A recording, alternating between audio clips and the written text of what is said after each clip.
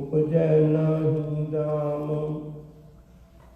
हर नाह न मिलिय साजने, खत पाइय विश्राम।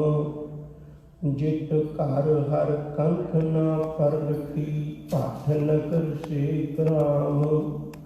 सर्व श्रृंगार कंबोल रस, सन देही सब खाम। प्रभ स्वामी कंठ बिहुनिया, मीत सजन सब जाम।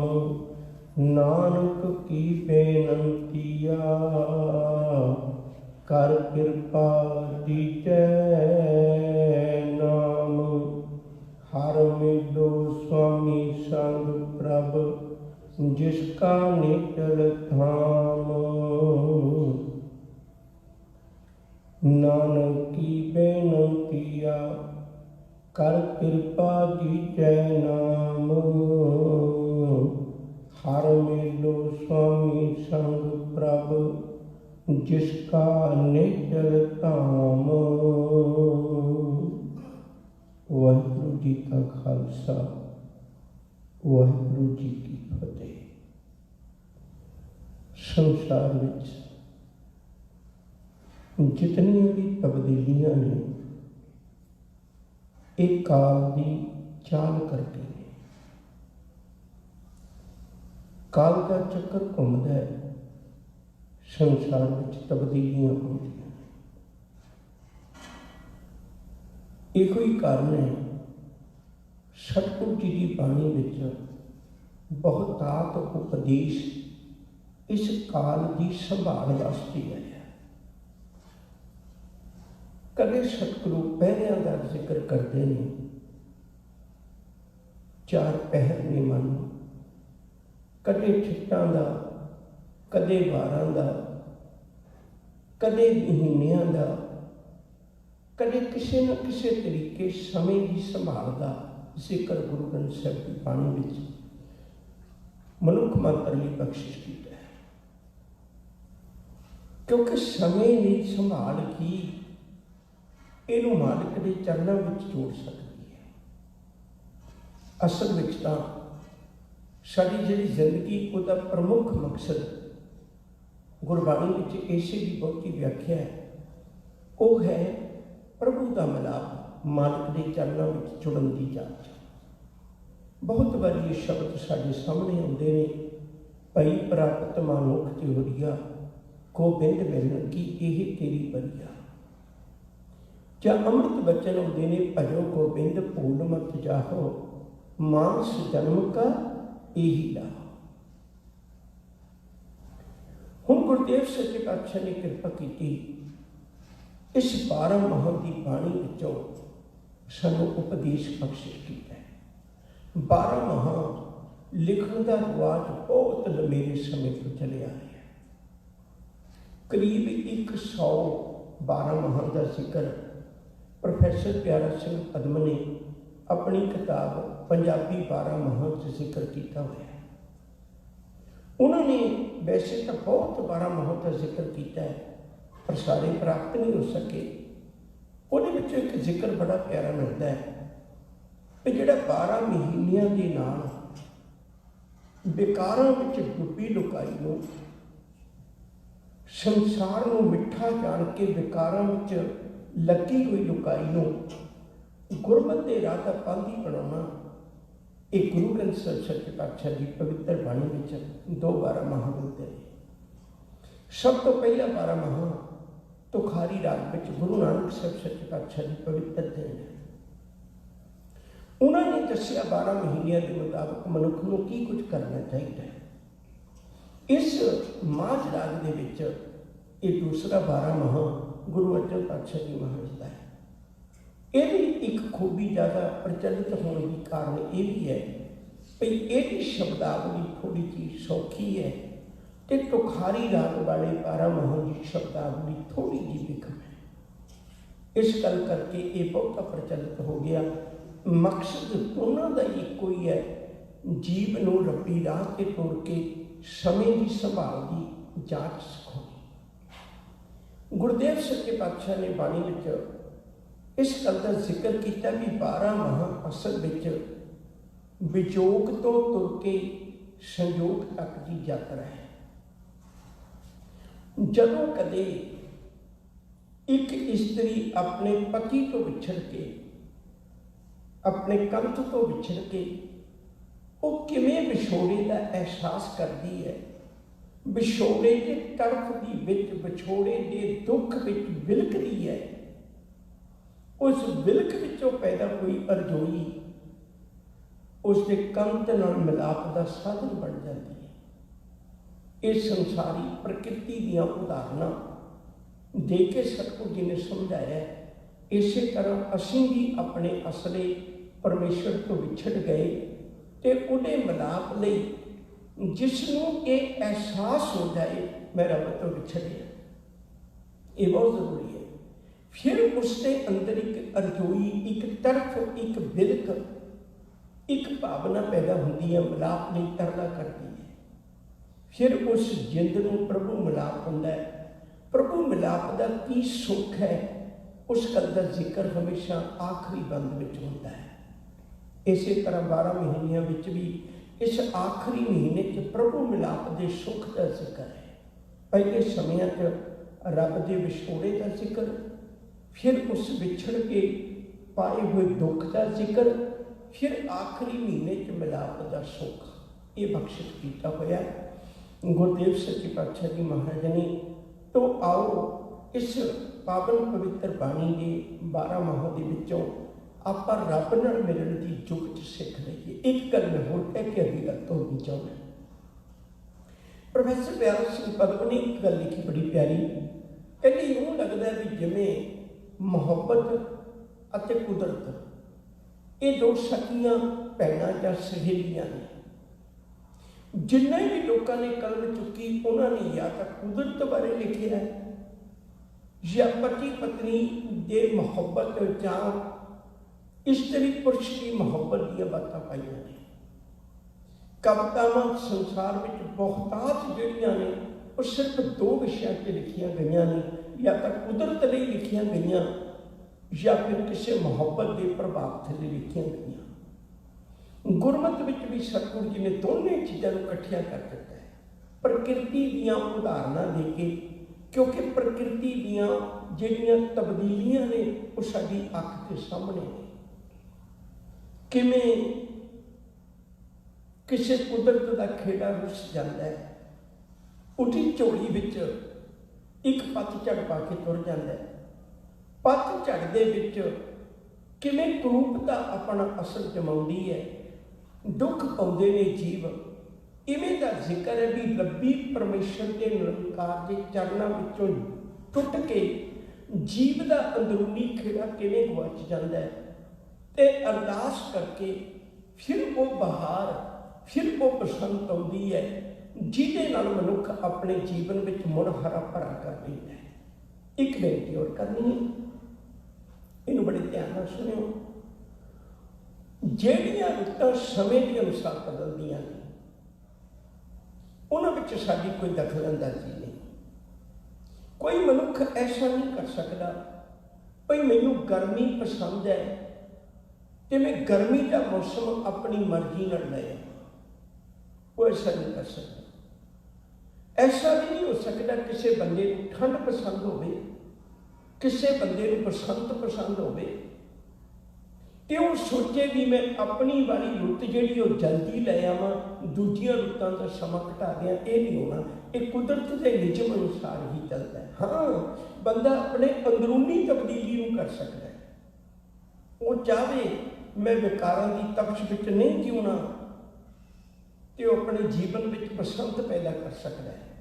नानक तेरा बसंत है जिन कर वसिया कंत, जिनके कंत जिसापुरी से ऐन फिरे जलंत। तू अपने मालिक को मना ले, जब मर्जी कंत नाल मिल के अपने अंदर बसंत पैदा कर सकता है। जिहड़ी अत दी भयानक रुत्तां दा भी कहर वरतदा है, वो भी जे किते साईं दा मिलाप हो जाए, नाम की डाक मिल जाए तो उन्हां रुत्तां दा प्रभाव भी नहीं रहिंदा, जिवें आपां गुरबाणी के अगलेरे बचनों में विचारांगे। तो अज शुरुआत है 12 माहों की, आप ये 14 बंद ने, 14 शब्द ने 12 माहों की बाणी के गुरु अर्जन पातशाह जी महाराज बाणी के। तो ये दो जिहड़े बचन ने, एक आरंभता विच है, एक अखीर विच उहदा टच साफ दिता होता है। अज पहला बचन है 12 महान महला पंजवां घर चौथा, एक ओंकार सतगुर प्रसाद। ये 12 महापवित्र बाणी का नाम है, माज राग का नाम है, महला पंजवां। इस शब्द दे करते धन गुरु अर्जन साहब सच्चे पातशाह जी महाराज का जिक्र है। इन्हू चौथे घर में गाउण का हुक्म है, ये संगीत नाल संबंधित है। एक ओंकार सतगुर प्रसाद, परमेश्वर एक है, सर्व जगह व्यापक है, पर उहदा मिलाप गुरु की कृपा नाल होता है। क्योंकि गुरु कृपा साडे जीवन विच मुहब्बत वाला बर्तन तैयार करती है, भांडा तैयार करती है, जिस विच रब्बी नाम का निवास होता है। ये गुरु तो बिना जीवन नहीं सवारिया जा सकता। किरत कर्म के विछुड़े कर कृपा मेलू राम, ये पहली गल है। मैं एक कबूल करना है, मनना है। शुरुआत ही इत्थों होनी है, मनना मैं इस गल को भी रब्बा जिहड़ा विछोड़ा पिया वो मेरे कर्मां दे कारण पिया है, मेरी किरत दे कारण पिया है। मैं इहो जे काम कीते जिहड़े विछोड़े का कारण बन गए। वो की है? जब लग जाने मुझते कश होए तब इसको सुख नहीं होए। जाबे जाने मैं किश करता तब लग गर्भ जोन में फिरता। हरेक बंदे तुसी जिन्हों मर्जी मिल लो, हरेक बंदे ने अपने कर्मां की लिस्ट बनाई हुई है। जोधा होगा उन्हें लड़ाइयां की लिस्ट बनाई होएगी भी फलानी थां के में मुकाबला होया कि मैं सारियां नाल होके जाके इवें जित प्राप्त की, बाकियों को भजा दिता। दानी बंदा अपने तौर पर अपने की हुई भेटावां की एक लंबी लिस्ट बनाई बैठा। इत्थों तक धर्म के दर से काम करने वाले भी एक लिस्ट बनाई बैठे, राजनीतिक दुनिया वाले भी एक लिस्ट बनाई बैठे। हर बंदे ने अपने कर्मां की एक लिस्ट बनाई हुई है। जिथे किते गल चलती है वो अपने सोले आप ही गाउण लग पैंदा। बस इसे का नाम हौं है, इसे का नाम हंकार है। कोई ऐसा नहीं है जिहड़ा ये कवे बार बार मैं इन्हां बचनों के अर्थ तुहाडे नाल साझे करता रहना, जिहड़ा ये कवे तेरा कीता जातो नहीं मैनू योग की तोई, मैं निर्गुण यारे को नहीं आपे तरस प्योई। तरस पिया में रहमत होई सतगुर सजन मिलिया, नानक नाम मिले तां जीवा तन मन जीवे करिया। मैनू नाम दे दातिया मैनू मान ना दे। हंकार मैनू खुआर करता है। तो असी अपनी किरत के कारण विछड़े हुए हैं। किरत की है? इतों तक सतगुर जी बाणी का वचन है, अनक तपस्या करे अहंकार, नरक सुरग फिर अवतार। कह लगे तक धर्म के काम करदे हुए भी हंकारी बड़िया बैठे। तीर्थ व्रत अरदान कर मन में धरे गुमान, नानक नेफल जात ते ज्यों पुंचन इशनान। जे कपड़े नूं धोण लग्गिया भी कोई मैला कर दे अनजान तो फिर धोता कित्थे जाए। ये गल पक्के तौर पर मन लीए। असी किरत है, तुसीं आम करके वेखियो किन्नियां कंपनियां के समान बने हुए जो कि जिंदगी च साडे काम आउंदे ने। फोन बनिया ये किस कंपनी का है? कदे किसी ने कहा भी किस मशीन का है? आखिर कंपनी ने तो बनाया नहीं, बनाया तो मशीन ने। मशीन का नाम नहीं है, ना कंपनी का, ना करते का आया करता है। असी तो रब की किरत है, असी रब की किरत है। समुची किरत विचों सिर्फ एक कला मनुख है जिहड़ा अपना नाम अगे रखना चाहता है। दरख्त किन्ने ने, किन्ने फल मार्केटां भरियां पईयां ने, किन्ने फल दिंदे ने रोज।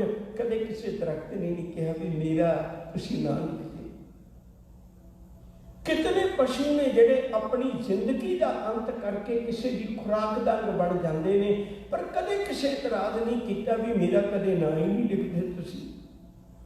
कुदरत कितना कुछ वापरती है, कितना कुछ साडी झोली पाउंदी है। समुची कुदरत विचों एक कल्ला मनुख है जिहड़ा निक्की निक्की गल दा भी इस अर्थ चाहुंदा है भी मेरा तुसीं ना लिखो, मैं अपनी हौं नूं बलवान करना चाहुंदा है, मैं अपनी अहंग नूं बलवान करना चाहुंदा है। सतगुरु आखदे ने, कहंदे अहंग बुद्ध कर्म कमावणे, गृह बालू नीर बहावणे।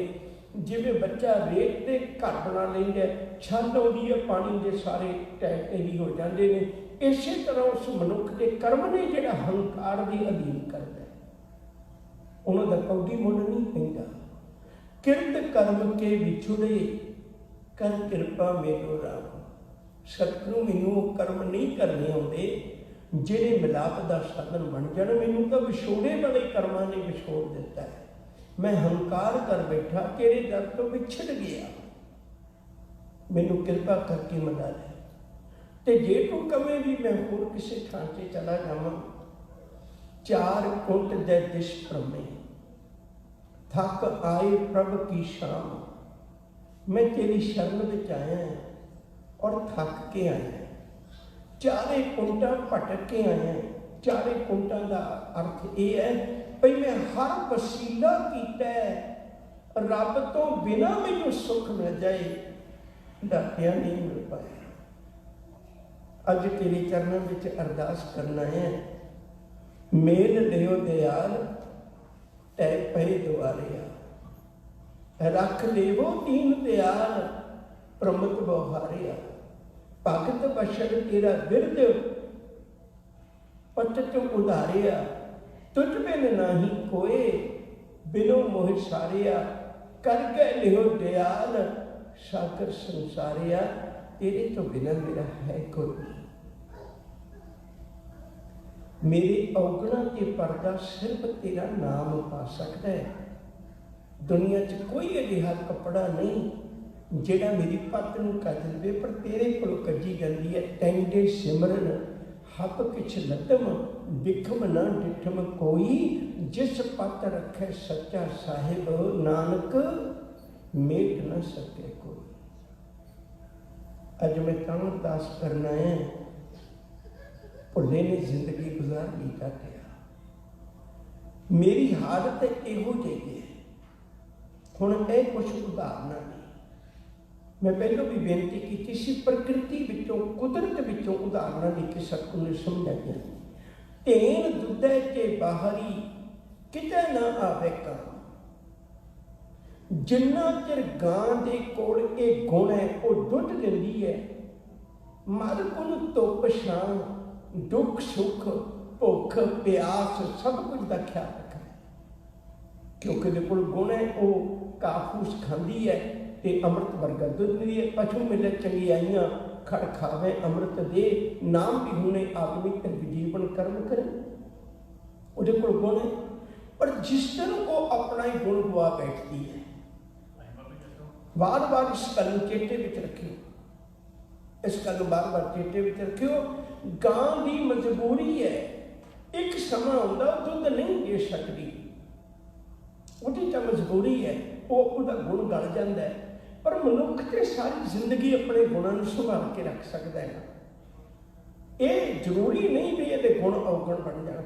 ढेन दुध है ते बाहरी, ढेन कहते ने गां नूं, गां जदों दुध भी होनी हो जाती है, किते ना आवे काम, किसी काम नहीं आउंदी, किसानियों कोल विक जाती है। जग बिन शाख को मिलावटी, उपजे नाही दाम, जग तो बिना पानी तो बिना शाख टाणियां कुमड़ा जांदियां ने ते उन्हां नूं फुल फल नहीं लगदे, जिहदे कारण करके किसान नूं दाम नहीं मिलता, पैसा नहीं मिलता, उहदा मुੱਲ नहीं पैंदा।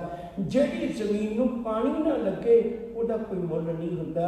सतगुरु मेरा जीवन तेरी बख्शिश से पानी तो बिना बस इवें ही है, समझ लै। जमीन है पर विच पैदा कुछ नहीं हुंदा, शरीर है ਇਹਦੇ ਤੋਂ ਨੇਕੀ, ਇਹਦੇ ਤੋਂ ਚੰਗਿਆਈ, ਇਹਦੇ ਤੋਂ ਇਨਸਾਨੀਅਤ, ਇਹਦੇ ਤੋਂ ਗੁਣ, ਇਹਦੇ ਤੋਂ ਰੱਬ ਦਾ, ਇਸ ਤੇਰੀ ਕੁਦਰਤ ਦੇ ਭਲੇ ਦੀ ਕੋਈ ਗੱਲ ਨਹੀਂ ਹੁੰਦੀ। ਸਾਹਿਬਾ ਤੁਰਿਆ ਫਿਰਨਾ ਦੁਨੀਆ ਵਿੱਚ, ਜ਼ਮੀਨ ਤਾਂ ਹੈ ਪਰ ਇਹਦੇ ਤੋਂ ਮਿਲਦਾ ਕੁਛ ਨਹੀਂ।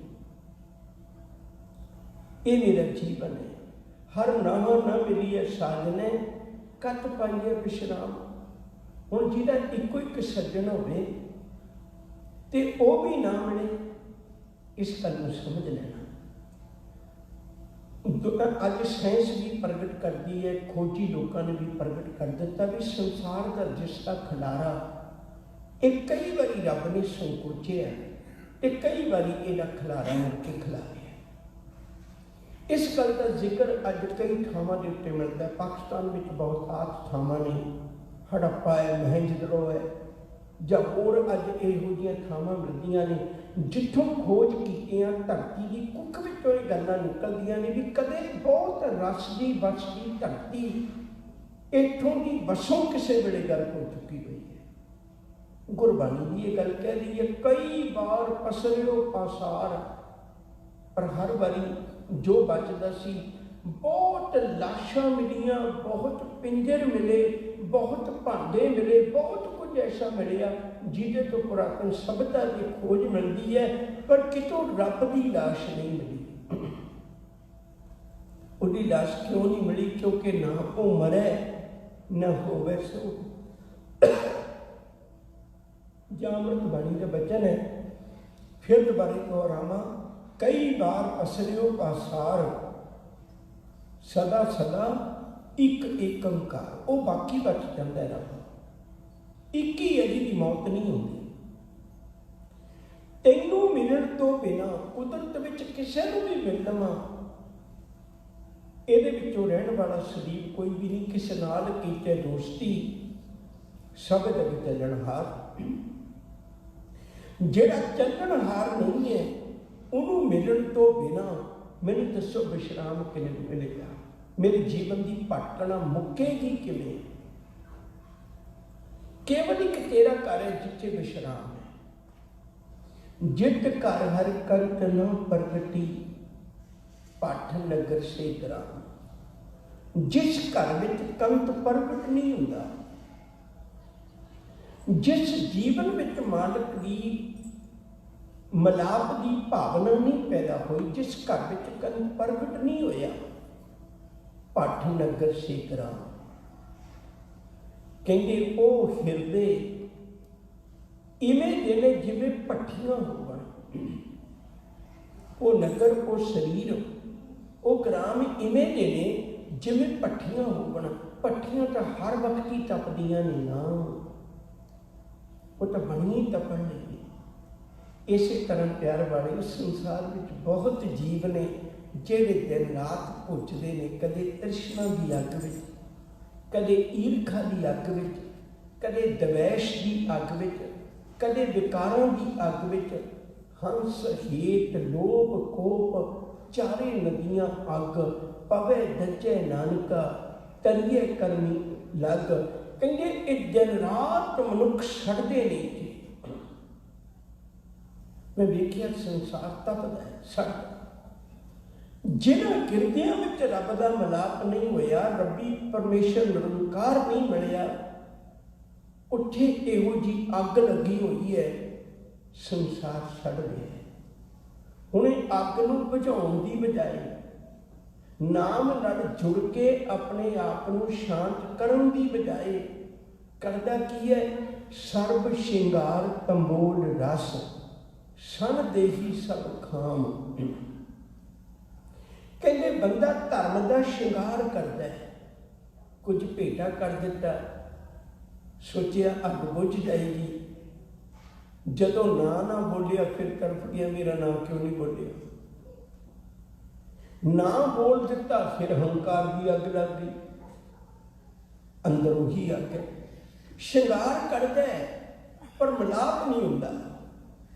ਜਿਹੜਾ ਇਹੋ ਜਿਹਾ ਧਰਮ ਦਾ ਸ਼ਿੰਗਾਰ ਹੈ, ਕਦੇ ਤੀਰਥਾਂ ਤੇ ਜਾ ਕੇ ਹੰਕਾਰ ਕਰਦਾ ਹੈ, ਕਦੇ ਆਪਣੇ ਤਿਆਗ ਦੀਆਂ ਗੱਲਾਂ ਦਾ ਵੀ ਹੰਕਾਰ ਕਰਦਾ ਹੈ। ਫਿਰ ਦੁਬਾਰੇ ਦੁਹਰਾਦਿਆਂ, ਅਨਕ ਤਪੱਸਿਆ ਕਰੇ ਅਹੰਕਾਰ, नरक सुर्ग फिर अवतार, श्रृंगार करता धर्म का,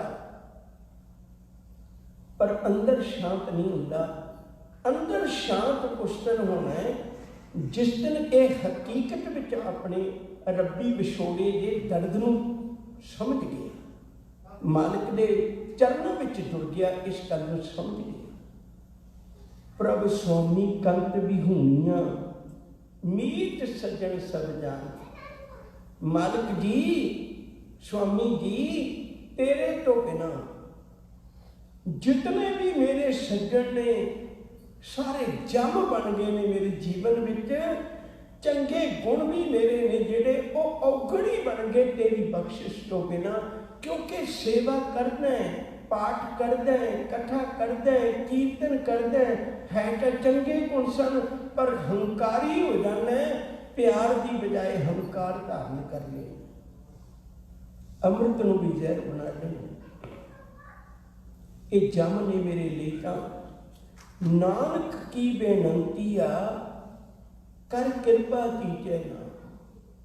तेरे चरणों में आया दातिया, जदों मैं ये गल सुनी है भाई नाम विच सारी ताकत, नाम सुख दिंदा है, नाम दुख कटदा है, नाम रब नाल मिलाउंदा है, नाम भुखा शांत करदा है, नाम दूरियां मिटा दिंदा है, नाम औगुणां विचों कढ दिंदा है, नाम गुणां नाल साझ पा लैंदा है, नाम निरंकार दे दर ते मुख उजला कर दिंदा है। कितनियां ही बातां ने नाम दियां। मैं तेरे चरणों में आया और बेनती करना है, मैनू कृपा कर, नानक की बेनती आ, कर कृपा जीते ना। मैनू नाम की दात बख्श, हर मेलो स्वामी संग प्रभ, जिसका नेचल धाम। क्योंकि नाम के राही ही रब्बी मिलाप होना है, गुणों के राही ही रब्बी मिलाप होना है। हर मेलो स्वामी संग प्रभ, मैनू उस स्वामी नाल मिला दिओ जिसका नेचल धाम, जिहदा नेचल धाम है, जिहदा घर कदे नहीं ढहिंदा। धाम का मतलब घर। मालिक जी, मेरे ते रहमत बख्शिश करो, हर मेलो स्वामी संग प्रभ, जिसका नेचल धाम। ये पहला अपने कीते हुए कर्म, अपनियां गलतियां, उन्होंने गुनाहां की माफ़ी मंगनी, अरदास करनी, बेनती करनी, प्रभु जीओ खसमाना कर प्यारे, बुरे भले हम ठारे। इन्नियां बेनतियां कबूल, भुलां दी खिमा, प्यार नाल आखो जी वाहिगुरू जी का खालसा वाहिगुरू जी की फतेह। ਇਹ ਸਨ ਸਿੱਖ ਕੌਮ ਦੇ ਮਹਾਨ ਵਿਦਵਾਨ ਸਤਿਕਾਰਯੋਗ ਗਿਆਨੀ ਅਮਰੀਕ ਸਿੰਘ ਜੀ ਚੰਡੀਗੜ੍ਹ ਵਾਲੇ, ਜਿਨ੍ਹਾਂ ਪਾਸੋਂ ਆਪ ਜੀ ਨੇ ਬੜੇ ਪਿਆਰ ਸਤਿਕਾਰ ਨਾਲ ਪਵਿੱਤਰ ਗੁਰਬਾਣੀ ਚਾਰ ਗੁਰੂ ਇਤਿਹਾਸ ਗੁਰੂ ਦੇ ਵਚਨ ਸਰਵਣ ਕੀਤੇ। ਭਾਈ ਸਾਹਿਬ ਜੀ ਦਾ ਬਹੁਤ ਬਹੁਤ ਧੰਨਵਾਦ। ਆਓ ਹੁਣ ਜੋ ਸਿੱਖ ਕੌਮ ਦਾ ਮਹਾਨ ਢਾਡੀ ਜਥਾ ਸਤਿਕਾਰਯੋਗ ਗਿਆਨੀ ਮੋਹਨ ਸਿੰਘ ਜੀ ਬਡਾਣਾ, तिन्हें साथी जो माले वाले ढाडी जैसे पासों कुछ समा ढाडी वाला गुरु इतिहास